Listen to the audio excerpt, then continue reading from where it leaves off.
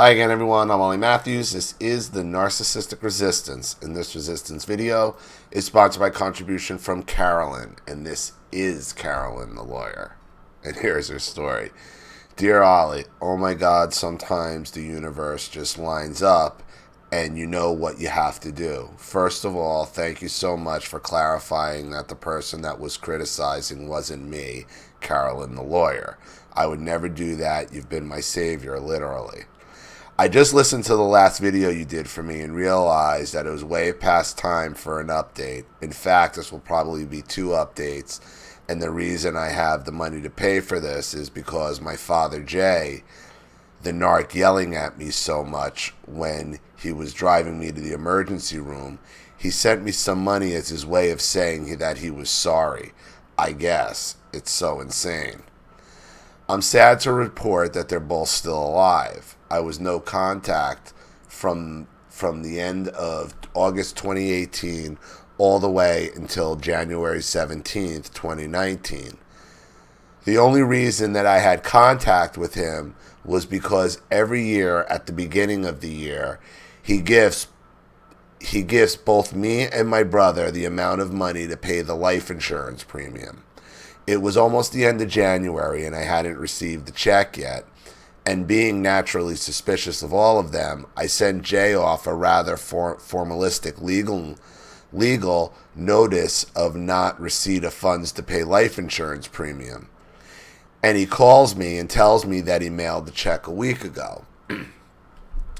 So I go over to his house to pick up the check and recall I have not spoken to him since the end of August. He was showing me his checkbook, how he had written the check. Then he took me into the family room and gave me some of Lael's jewelry. Not her rings, but some really nice stuff, including the piece that she lied right to my face about when she said she sent it back to the Native American artist and resold it. Carolyn, the fact that you're talking to them again and the date, it makes so much sense why I was concerned about you.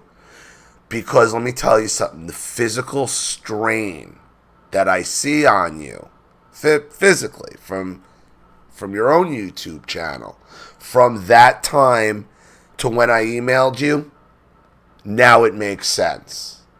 Now it makes sense. They are toxic. They are toxic physically and emotionally. You brought the toxin too close again.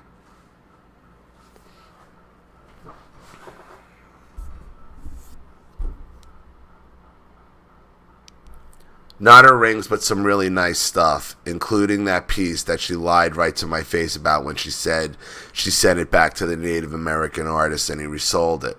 But he wouldn't give me all of it in whatever bag he was showing me. Then he told me that the golden child, the cocaine king, Gordon, was getting divorced and he didn't have a daughter-in-law anymore. I recorded the whole encounter, which I have to do every time I encounter him because he's always lying to me. But I just want to kick myself in the ass because, of course, I started crying. Now I understand. Now I understand.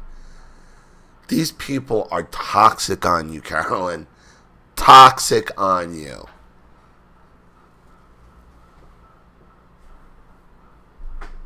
Yeah, so it turns out that the golden child and his wife being separated and living separate lives wasn't going to fly with Jay and Lael. So Jay tells me that they are getting divorced and that the sister-in-law has bought herself a pad in Norway. I was right. And that the golden child has to sell his big house to pay off the sister-in-law. I said, who cares if he has to sell the house? He's getting your house. At which point, Jay's mouth just flapped open and closed, and I could see the gears turning around in his head. Should I try to lie about this? See, here you are. You're fucking with the beast. You're fucking with the beast here. Just sit back and watch. Just watch Gordon get his comeuppance. He said nothing. Well, even better news is that the golden child's big civic project he's been counting on for 7 years to make him a bunch of money is absolutely dead in the water. Couldn't happen to a nicer guy. Well, go figure. Go figure. A civic project in California that's been in the for 7 years is failing. That's just I'm shocked. I'm shocked as a state with its shit together like California has, that, a civic project for some reason that's already been working on for 7 years would fall apart. Wow. Stunning. I take the jewelry, which was probably worth in excess of 6 figures, and go home to think about what just happened. I think that Lael might have been in the hospital at that point. She's been in and out for a couple of months since the beginning of the year, and she's definitely not at all there mentally. In fact, it looked like she was going to finally kick it, but he fucking brought her home, and she's got 18-hour daycare, and I guess she's starting to talk again. But mentally, she's not all there. Let me back up a bit. While I was no contact for those 5 months, like you said, I started seeing things with a lot more clarity, like my whole life. Right. That's when this makes so much sense. I had emailed Carolyn, and I didn't realize she emailed me back. I somehow got lost, and I'm sorry about that, because I emailed Carolyn because she has her own channel, and what I saw from when she had first started it, within a couple months to the point I emailed her, there was a noticeable change physically, emotionally. You could see the strain, and I emailed her. I'm like, "Are you all right? Like, what's going on?" This makes sense, and I'm telling you, I saw this firsthand.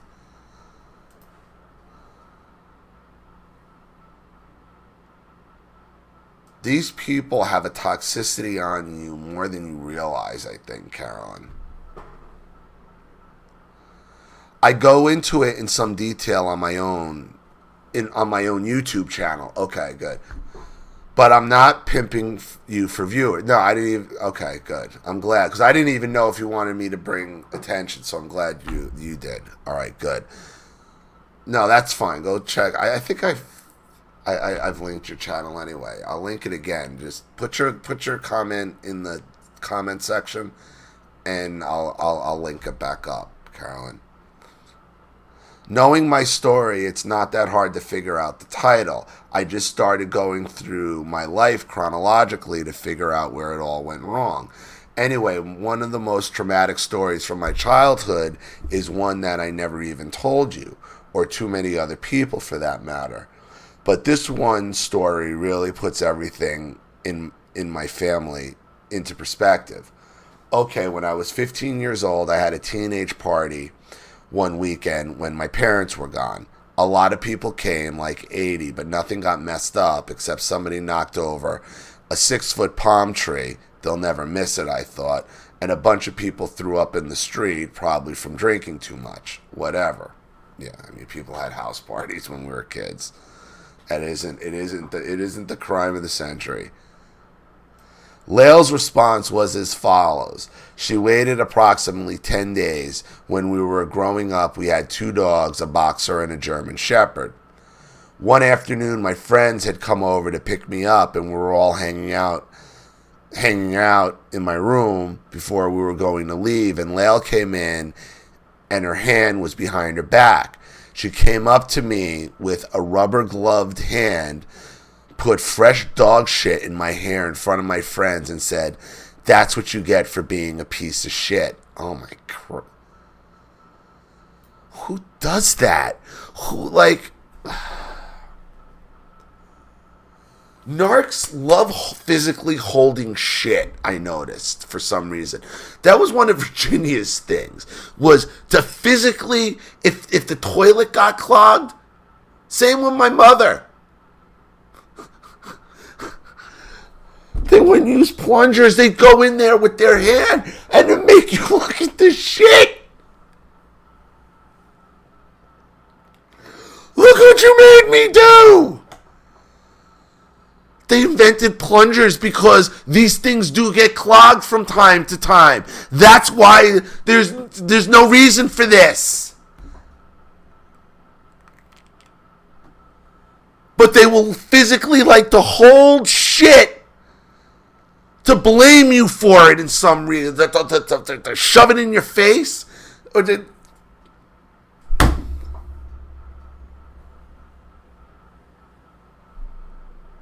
Oh. Oh.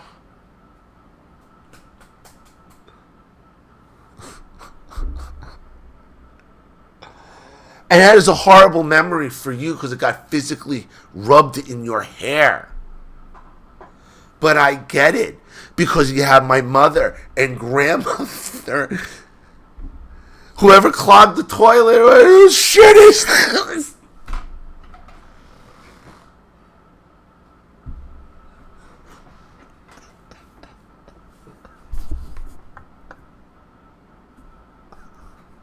Who ate corn?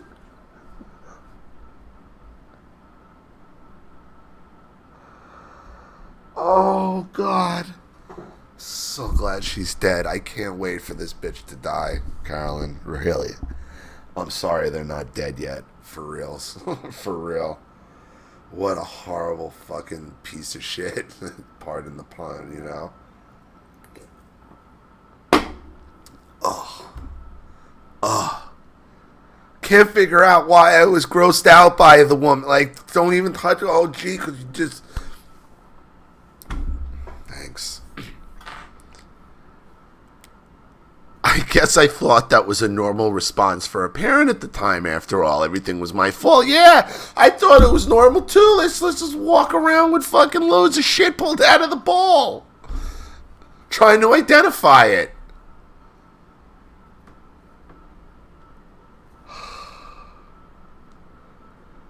It is only now as an adult that I realize with absolute horror what an utterly inappropriate response that is to any child for anything they've done, you think? Not only that, it is demeaning and degrading. Miss Pillar of the community. Over the years, I'm sure that half of the entire San Diego Superior Court bench knows that fact about Miss Society Matron. So having relived this experience lately, it's against this backdrop that I now gauge the conduct of Jay and Lale, because I think that is some very serious disturbed behavior. And you were spot on about another thing.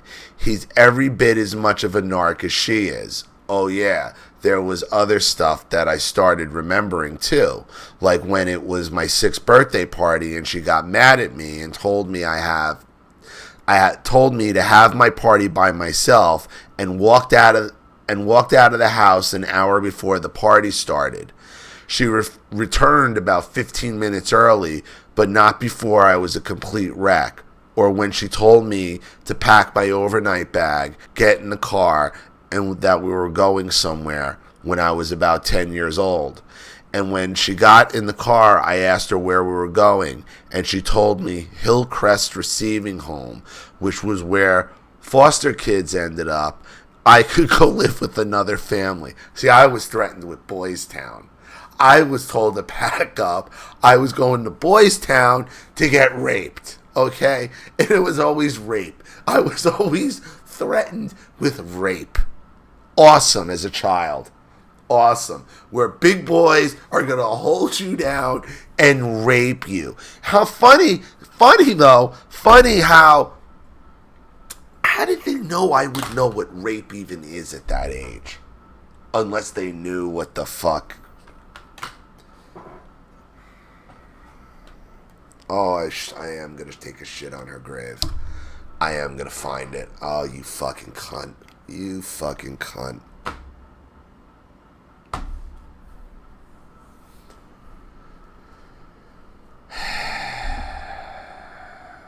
Just realize more and more and more and more and more and more. I mean, of course she would know because she was part of the one doing it too. So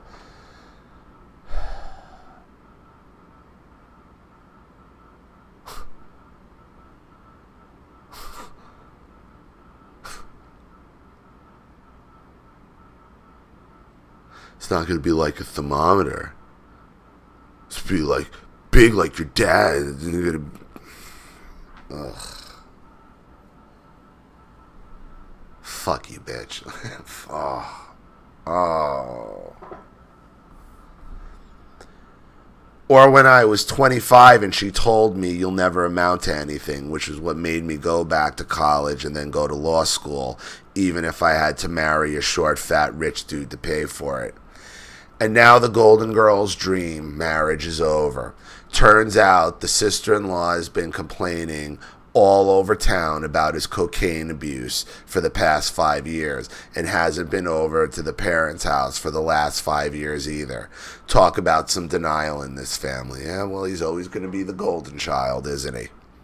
He'll always be better than you, Carolyn. Remember that in their eyes. Well, there's been some confrontation too, at least on my part lately. After all, the most dangerous person in the room is the one with nothing to lose, and that's me. I will leave for the next episode what happened between the end of January and now, since there's a string of text messages between Narc J and myself that are fascinating case study in all the Narc tactics all in one place. That motherfucker gaslights me worse than she ever did. It's so insane. I told you. Told you he was the covert, pulling strings, living, loving it. Lastly, I hope you can maintain your channel by doing what you do best. After all, you are truly the Narc Whisperer. You were spot on about Jay. And now, at least, I see him for exactly what he is. Just as big of a narc as Lael. And so the good news is I have no illusions any longer of a father who I thought loved me, because he didn't, and it's very clear that he never will. That's the good news for me. And I took your advice about outing my brother. They knew, and now I only refer to the golden child as the gay cokehead. Makes the old man squirm every time. Thanks, Carolyn. Carolyn, I hope you realize how toxic these people are on you. I mean, I see it physically. I see it physically and emotionally. Okay, now it makes sense why I saw what I saw. You know, no contact needs to be no contact. I'm glad you got some benefit out of this, you know, because it seems like Jay is realizing that he can't depend on the gay cokehead. Go figure, a guy addicted to coke, not even the gay part, you know, whatever. You want to be gay, be gay. Like, don't live this fucking this bullshit life, you know, where you're dragging families and kids and like all this fucking nonsense. The coke, man. The coke. And I think even Jay realizes you wanna blow through money before you're dead? Give it to a cokehead. Okay? And I think that's all that's real. I think that might be what's happening here. Believe it or not. Jay would have rather had you have the jewelry than him. Or he'd rather Jay, knowing Jay's a cokehead and losing everything, he'd rather Gordon, Jay would rather Gordon steal the jewelry from you than him. All he really did is shifted a target because he's afraid of his gay cokehead who's going broke and about to lose everything. No. He's not helping you out. He's saving himself. So you gotta keep digging. You gotta keep digging for the narcissist's true motivation. That's Jay's motivation. Shifting when they contact you, they're shifting target. He's afraid of Gordon. Because now Gordon's desperate. He lost his deal. He lost his civic project. He's a cokehead. He's losing his house. He's losing his wife. And now Gordon's going to do what cokeheads do. Be looking to cash out early. And all Jay's doing is moving. The jewelry, of course, the jewelry. That's what the cokeheads go for first, is the jewelry. All he did was shift the target. That's all he did. So, I hope that helps. Thank you so much for another contribution, Carolyn, and your story and all your support. I really appreciate it. Stay away from these fucking people.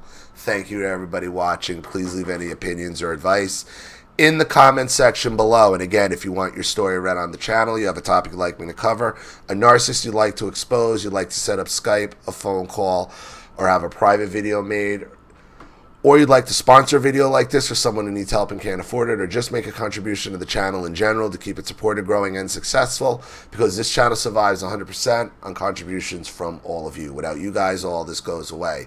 So if you like what you see here and you want to see more videos like this, you know what to do with the PayPal and email links in the description box. Also, please like and share this video wherever you can. Subscribe to my channel if you haven't, and be sure to click the subscription bell to be notified of all my video uploads.